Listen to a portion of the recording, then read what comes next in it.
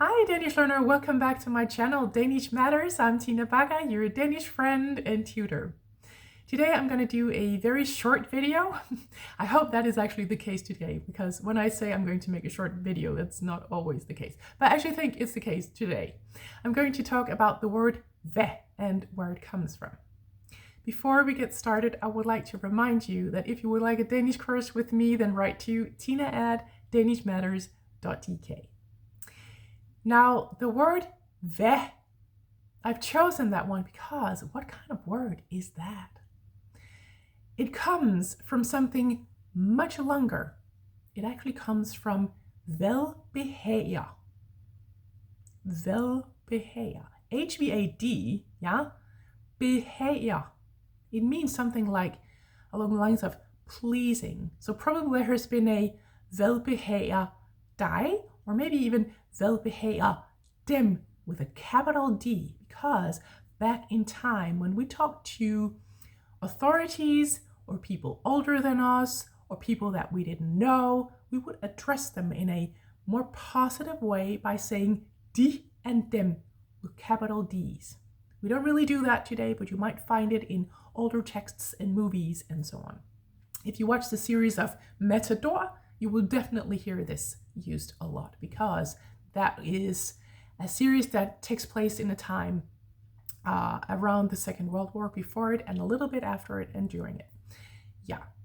So, velbehager dem, what pleases you?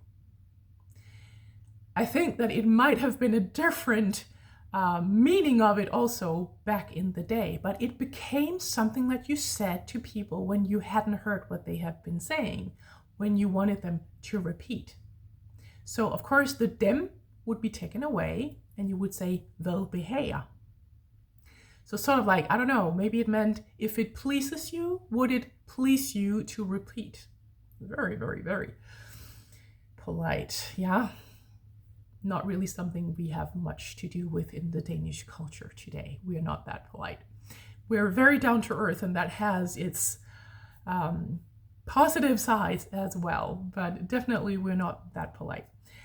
So velbehager, it was spelled like this. Velbehager. Then with time, and as you know, Danes cut endings and reduce and all of that. So with time, it became shorter. It became vabeha. That was actually something that my grandfather would say. If I said something he didn't understand, or maybe he was a little taken aback, or he just hadn't heard, he would say vabeha. That meant that he hadn't heard me and I should repeat, yeah? After vabeha, it turned into vaba. That sounds even worse, doesn't it? Vaba. Something like this. Vaba. And that was with an open A, an A, yeah? Vaba. So now we have velbehager, vabeha, and then vaba. That turned into va, which I have used in my generation a lot. Va? If I haven't heard someone, if I've been sort of shouting through the house, va? And I wanted the other person to repeat what they said, yeah? That today, when I hear that word, is still that word. It's spelled H-V-A apostrophe. Va. So, like that, yeah? Va. And that one is the sign for an open A, yeah? It's actually a kind of a Greek alpha. But that is the sign, the phonetic sign for the A in Danish, yeah? Va. But today I've heard that the same spelling is pronounced differently. Young people today would say hvad, so with a flat A instead. Hvad? To each other. Probably I'm just old when I find that that doesn't really sound good, because of course va, which I use and which I have learned in my youth, doesn't really sound nice either. So it's just a generational thing, but it is also a development thing for the language, right? Going from velbehag to vabehag to vaba to va to vel to ve. Sorry. Oh yeah, I actually think I missed one. After va, they actually went a little back, the young people, and they said vel. And I think now that it has changed into ve, or maybe vel still. Yeah, of course it doesn't happen overnight, this development. So it's probably still vel out there a lot, and also ve. Yeah.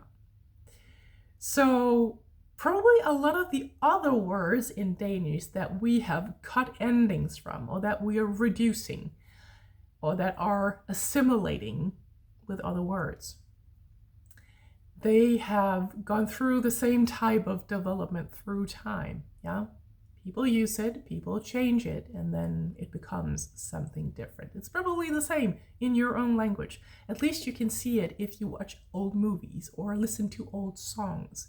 You can hear that the pronunciation of words is different. Yeah. So this was just a little small piece of the whole puzzle that is the Danish language. I hope you got something out of it still. Please like and subscribe to this channel. It will help it grow immensely.